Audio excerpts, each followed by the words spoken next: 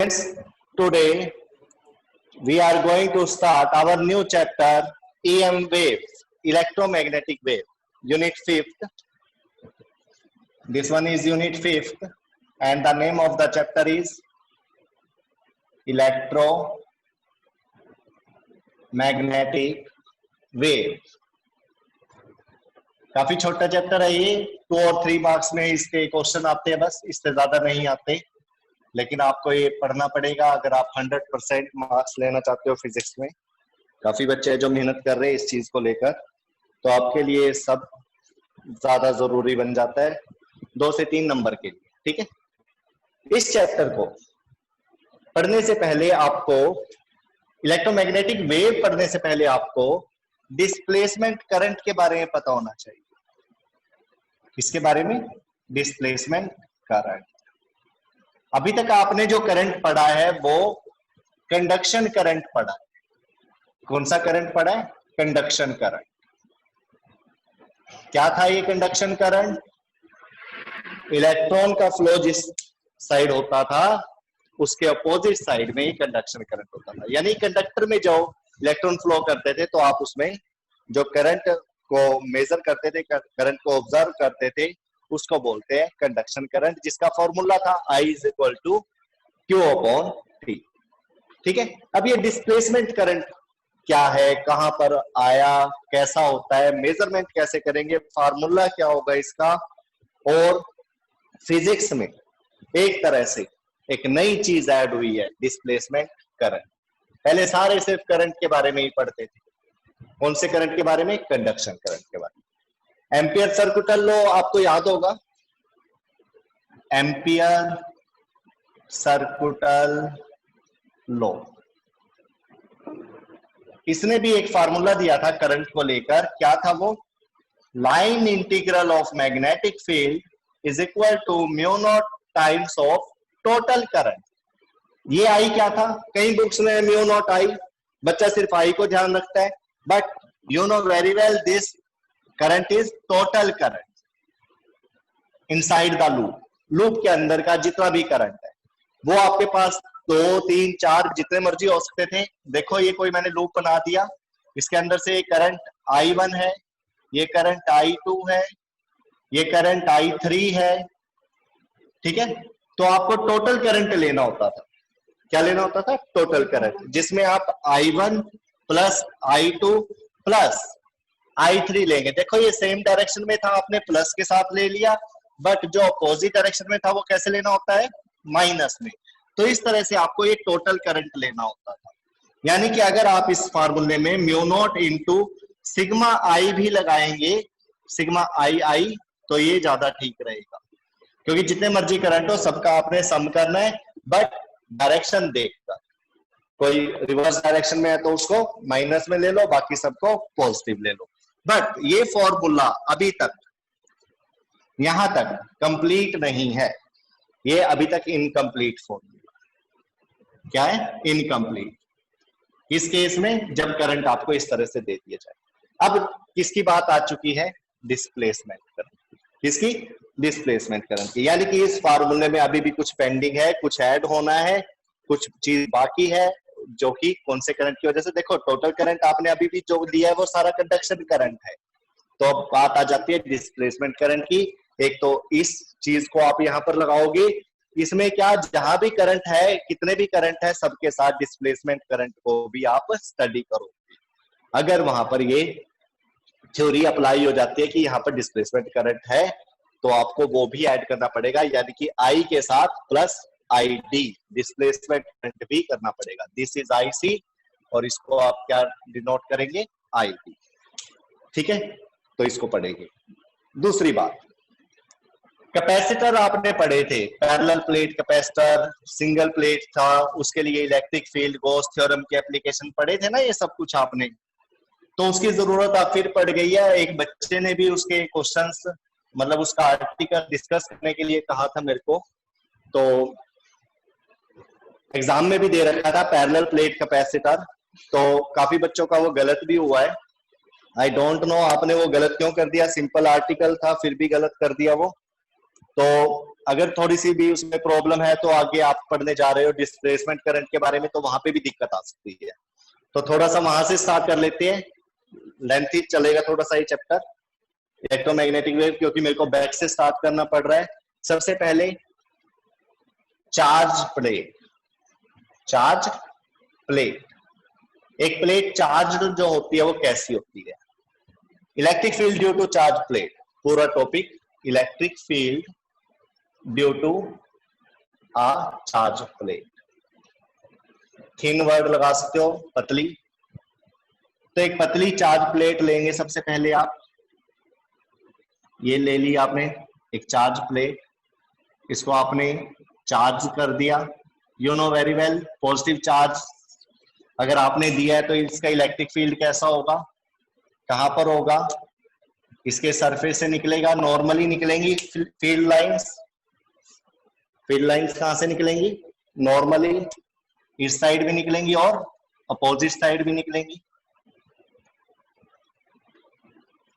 Like this.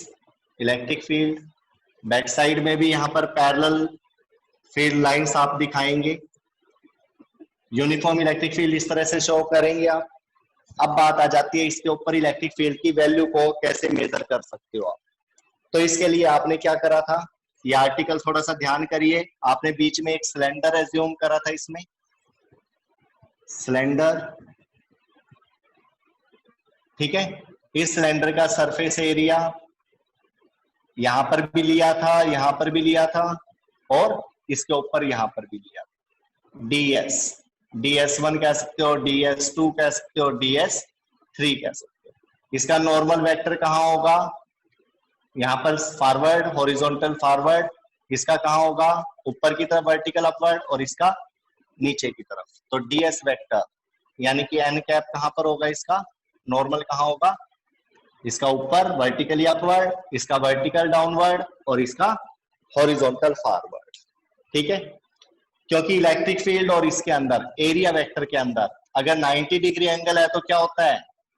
पढ़ा था electric flux. Electric flux E dot A cos theta, अगर theta की वैल्यू 90 डिग्री हो जाए तो फ्लक्स क्या होता है? जीरो हो जाता है। यहां पर फ्लक्स जीरो, यहां पर फ्लक्स जीरो, बट यहां पर flux not equal to zero exist करेगा। तो ये वाला केस आप लेते थे उसमें, ठीक है।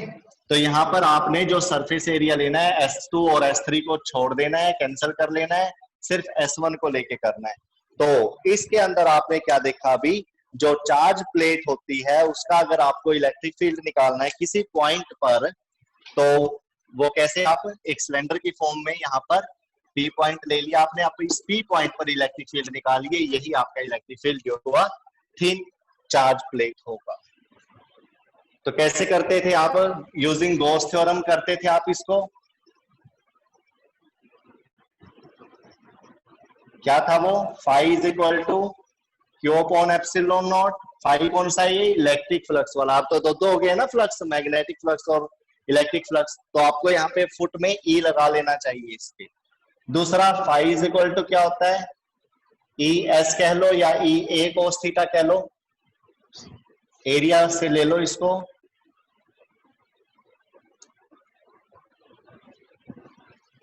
ई ए कोस थीटा, या फिर आप क्या लिख सकते हो?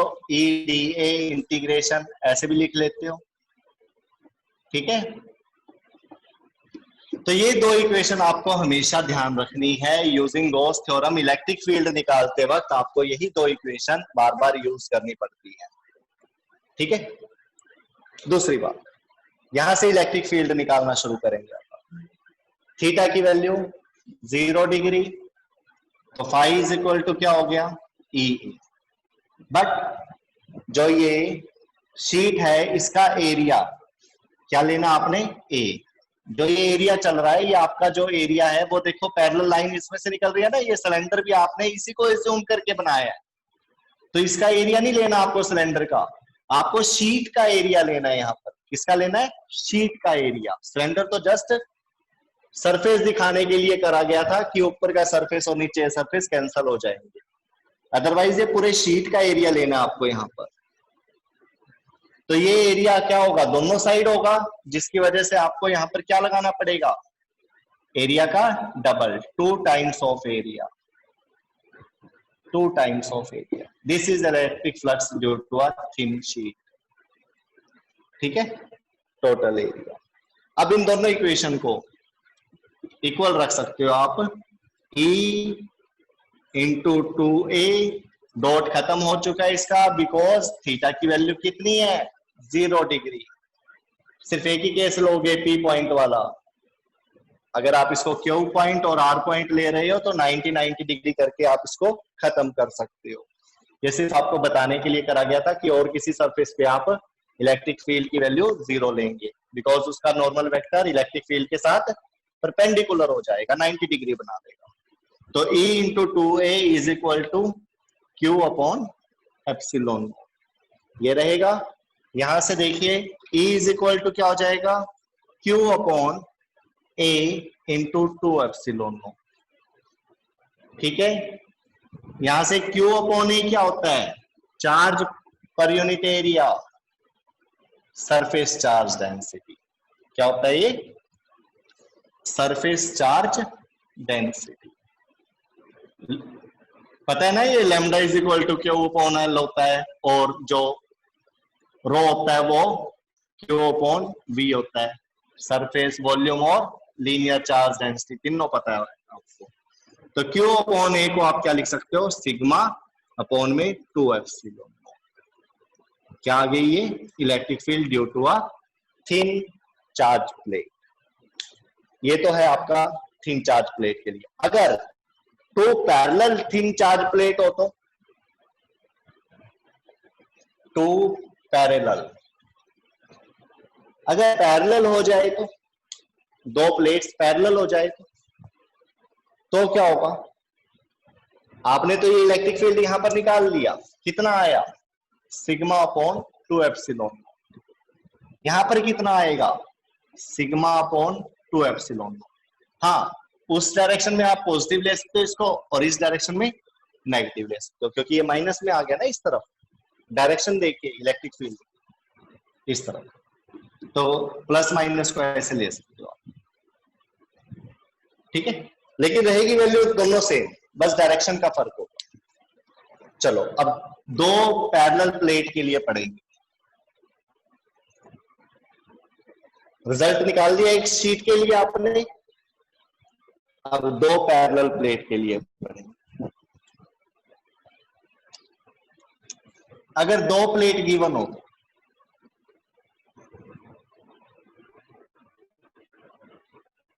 ये पहले पढ़ रखे बेटा आपने सारे ये टॉपिक, इसलिए ज्यादा डिस्कस नहीं करा जा रहा है इनको, बस उतना ही करूंगा जितना मेरे को जरूरत है आगे पढ़ाने के लिए, और जितना आपको जरूरत है पढ़ने के लिए। डीपली पढ़ना है तो आपको दोबारा से उठाना पड़ेगा इसको। ये देख लीजिए, सपोज एक मैंने प्लेट ले ली जिसका सरफेस चार्ज डेंसिटी है सिग्मा, चार्ज है Q, एरिया है A। दूसरी प्लेट है ये, इसको ले लिया, नेगेटिव चार्ज, ये प्लेट B है, या P और Q ले लो, XY प्लेट ले लो, Q चार्ज होता है ना XY, इसका भी चार्ज कितना है इस पे Q, एरिया कितना है A, बट सिग्मा इसका ये माइनस सिग्मा लो, चार्ज माइनस में है ना इसका, चार्ज की वैल्यू नेगेटिव में ले सकते हो। इस तरह से ले लिया आपने, दो पैरेलल प्लेट ले लिया आपने जिनका एरिया सेम है, सरफेस चार्ज डेंसिटी सेम है, बट अपोजिट इन साइन है। सेम साइन भी हो सकते हैं, दोनों नेगेटिव भी हो सकते हैं, दोनों पॉजिटिव भी हो सकते हैं। पेपर में क्वेश्चन, बोर्ड पेपर में क्वेश्चन किसी भी तरह से आ सकता है, डजंट मैटर। अब आप इसको थोड़ा सा फील करिए, इलेक्ट्रिक फील्ड लाइंस कैसे और कहां बनेगी इसकी, कैसे और कहां बनेगी इसकी इलेक्ट्रिक फील्ड लाइंस।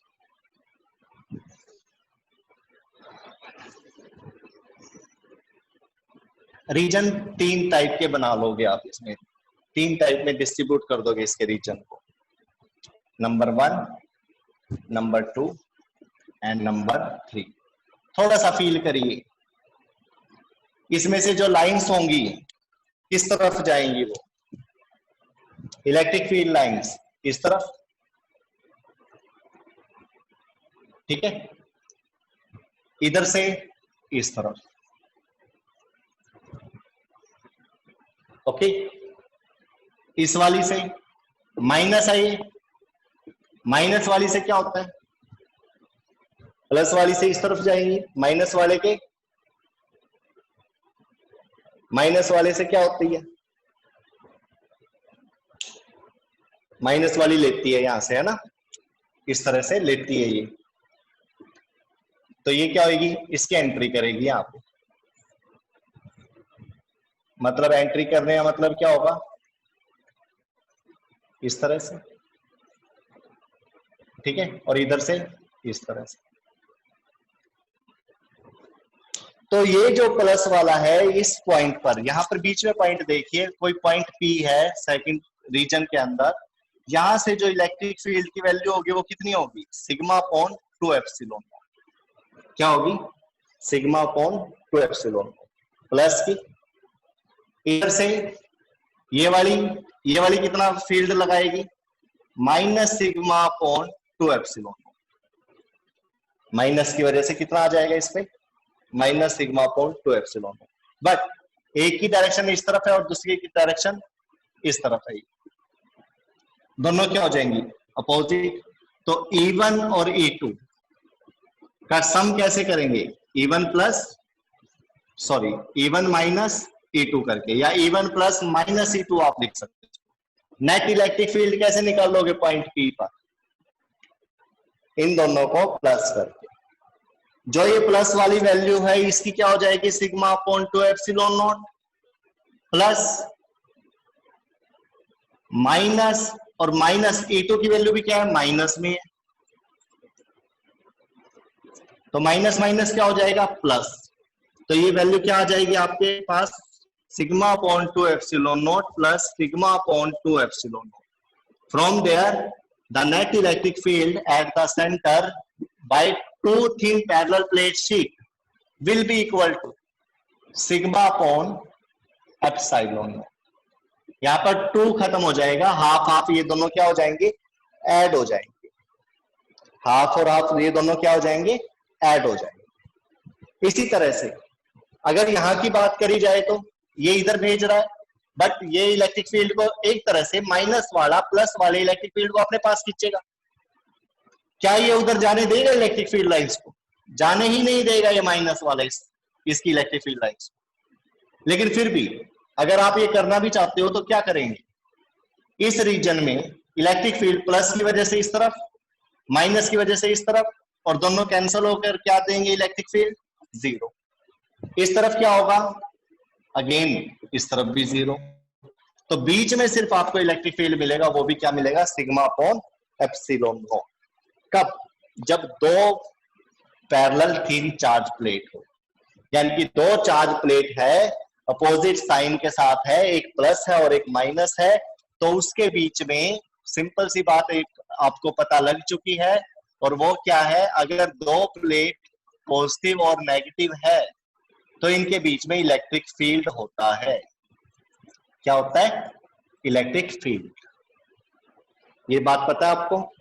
इसके बीच में डिस्टेंस कितना है, सपोज डी, एरिया कितना था इस प्लेट का, ए, अगर इलेक्ट्रिक फील्ड डी है और ये डिस्टेंस डी है, इलेक्ट्रिक फील्ड ई है, तो पोटेंशियल कितना होगा इस पे, ई डॉट डी। यही थे कैपेसिटेंस का फार्मूला क्या होता है, ये जो 2 पैरेलल थिन चार्ज प्लेट है, एक पे प्लस और एक पे माइनस अगर आ जाता है, सिग्मा प्लस और सिग्मा माइनस है ये, तो ये बन जाता है आपका कैपेसिटर।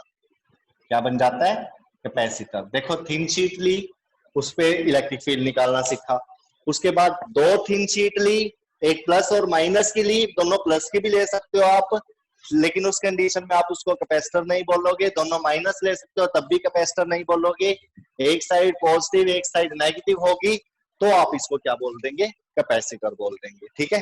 कैपेसिटर के बाद आप बहुत जल्द डिस्प्लेसमेंट करंट पे आने वाले हो, याद रखना ये बात। तो इनके बीच में डिस्टेंस डी होता है, तो potential V is equal to E D, और कैपेसिटेंस निकालनी हो तो फार्मूला क्या होता है, C is equal to Q upon V, होता है ना ये। तो यहाँ पे C is equal to Q upon what is the value of V, ED लगा सकते हो आप, लगा सकते हो, ठीक है।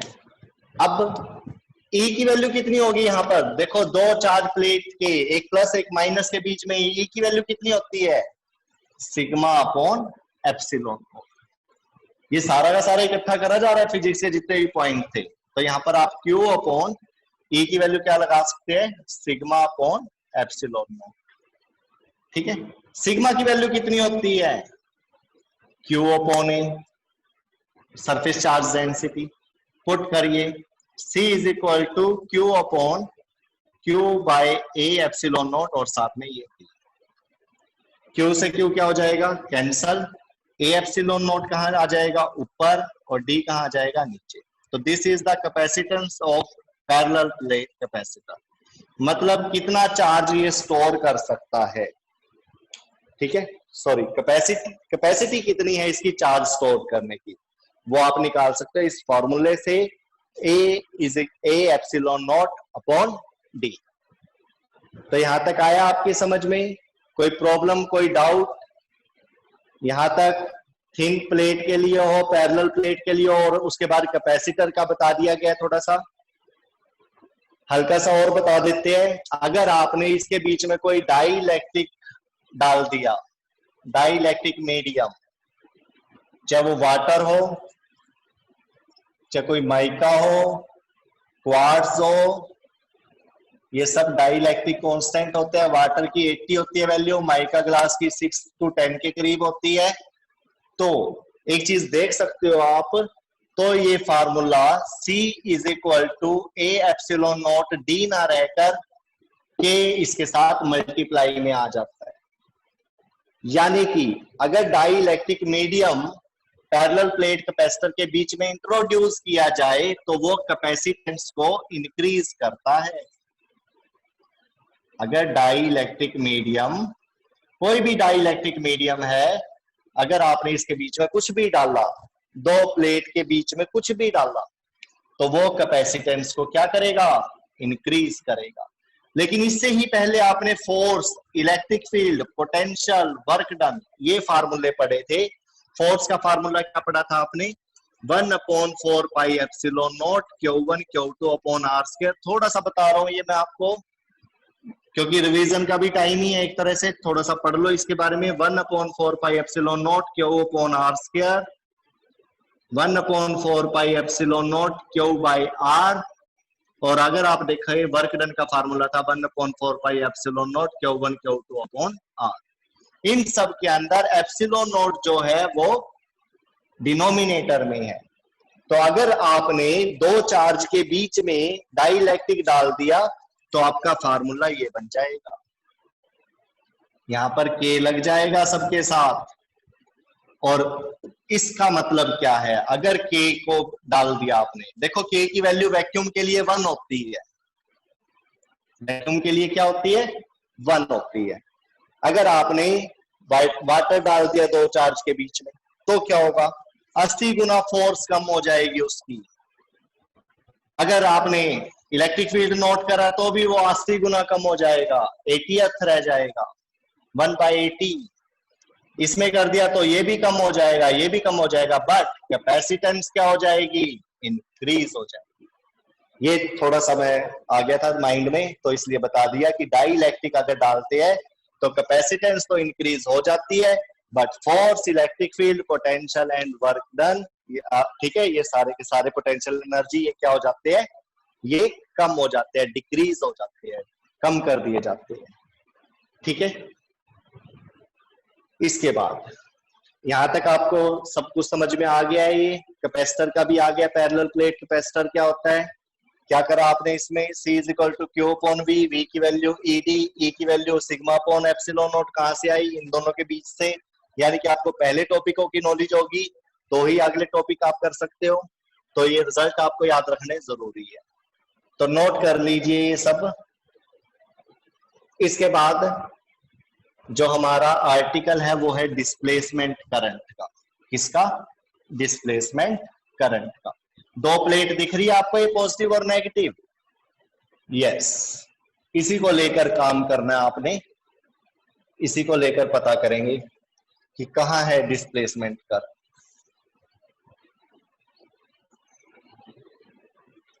हाँ, अमीशा लड़की ने पूछा था ये पैरेलल प्लेट कैपेसिटर, और आता भी है पेपर में क्वेश्चन, पैरेलल प्लेट का आए, कैपेसिटर का आए, या फिर पैरेलल प्लेट का आए, सरफेस चार्ज डेंसिटी को लेकर बात करता है वो, और काफी इंपॉर्टेंट है, ध्यान से पढ़ना इस टॉपिक।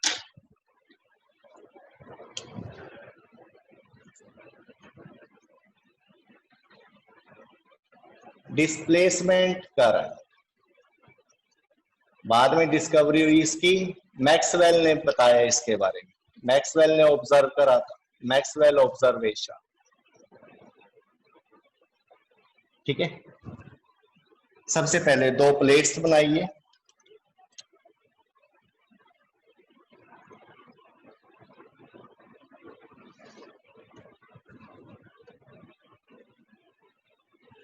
इस प्लेट को आपने कनेक्ट कर देना बैटरी से,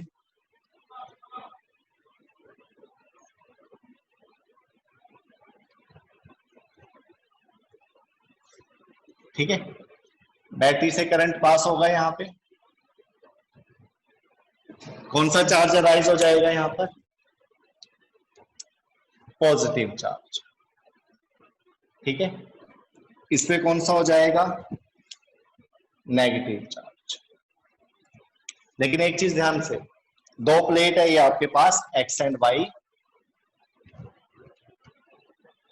और जो ये करंट जा रहा है ये इसको धीरे धीरे चार्ज करता है, प्लेट को क्या करता है, स्लोली चार्ज करता जाएगा।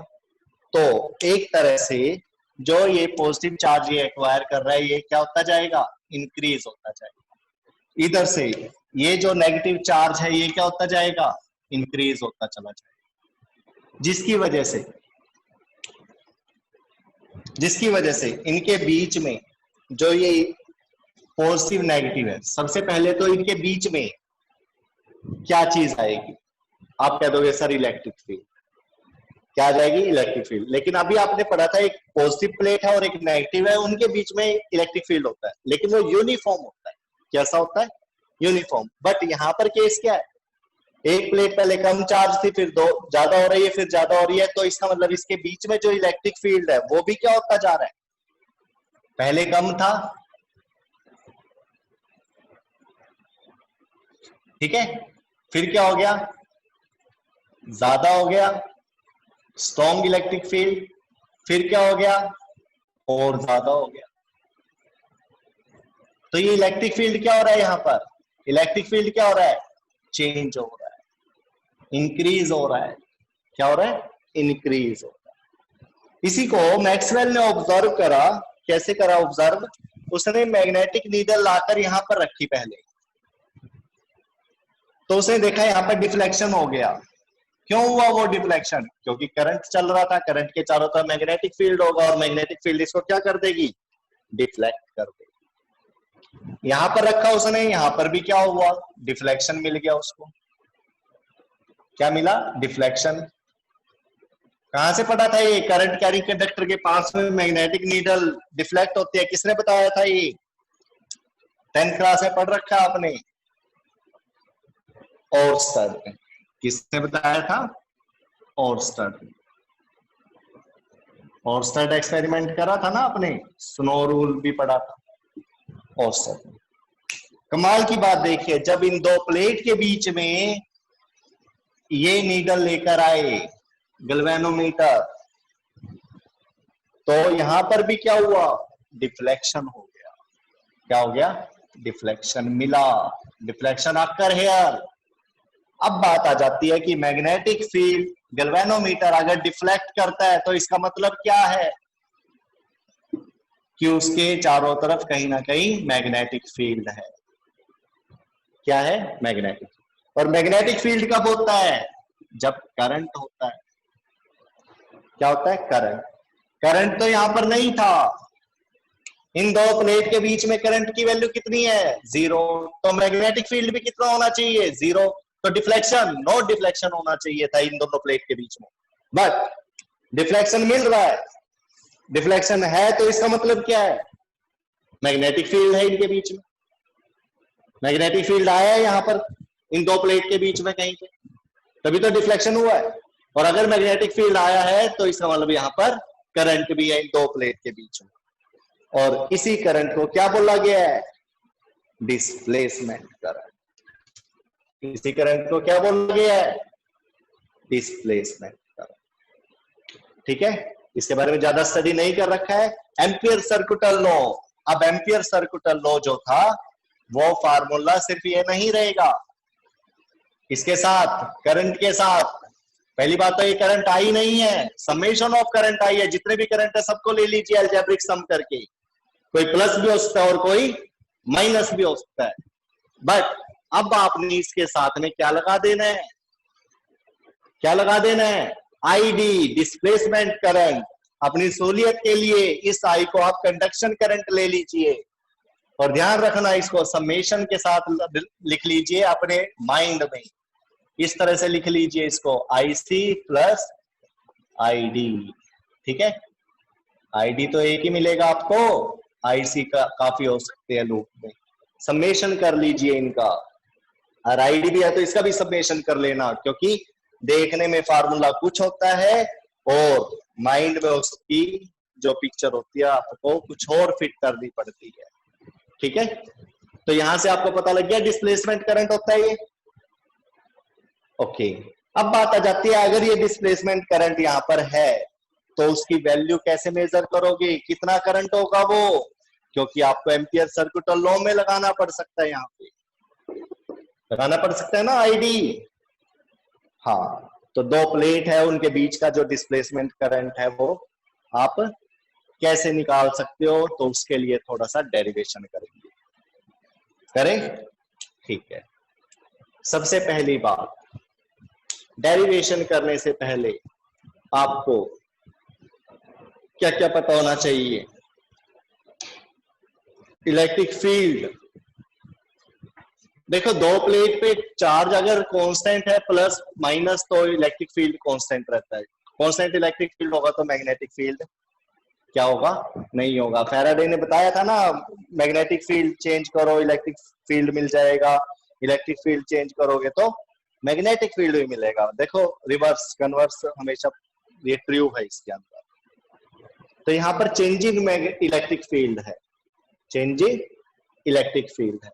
इलेक्ट्रिक फील्ड का फार्मूला क्या होता है, सिग्मा अपॉन, दो प्लेट के बीच में आ गया ना ये फार्मूला, मैंने कहा था अभी पैरेलल प्लेट का पढ़ लीजिए, समझिए उसका क्या रिलेशन था उसका सेंटर में, उनके बीच में इलेक्ट्रिक फील्ड की वैल्यू कैसे निकाल सकते हो आप, by sigma upon epsilon nought, sigma upon epsilon. What is the value of sigma, sigma की वैल्यू क्या होगी, क्यू अपॉन ए, क्योंकि सिग्मा क्या है, surface charge density, surface charge density. तो sigma is equal to Q upon A put कर दीजिए आप इस रिलेशन में, E is equal to epsilon और सिग्मा अपॉन एप्सिलॉन नॉट। ये क्या है, इलेक्ट्रिक फील्ड जो कि उन दो प्लेट के बीच में है। यहां से ही आप प्रूव करोगे डिस्प्लेसमेंट करंट, यहां से उसकी वैल्यू को मेजर कर सकते हो आप। तो यहां से क्रॉस मल्टीप्लाई क्या आ जाएगा, E A epsilon not is equal to Q, E A epsilon not is equal to Q. ठीक है यहां तक, ओके। इसके बाद ई ए क्या होता है, electric field into area, E A B A flux होता है, क्या होता है, फ्लक्स। तो ई ए की वैल्यू क्या लगाएंगे आप यहां पर, फाई ई, इलेक्ट्रिक फ्लक्स पता है ना आपको, एक तो फार्मूला होता है गॉस थ्योरम से, ये दूसरा फॉर्मूला ई डॉट ए, यही था ना। इसको आप और कैसे लिख लेते हो, integration surface integral of E dot D A, ऐसे भी ले लेते हो वेक्टर की फॉर्म में। तो यहाँ पे ई ए का मतलब क्या है, इलेक्ट्रिक फ्लक्स, साथ में क्या है एप्सिलॉन, इधर क्या है क्यू। अब Q से T बनाइए, Q से सॉरी I बनाइए करंट। चार्ज से करंट कैसे बना सकते हो? Differentiate with respect to time, time के रिस्पेक्ट में डिफरेंशिएट कर दीजिए। क्या होगा? d by D T phi E epsilon not is equal to D Q by D T. ठीक है, okay. D Q by D T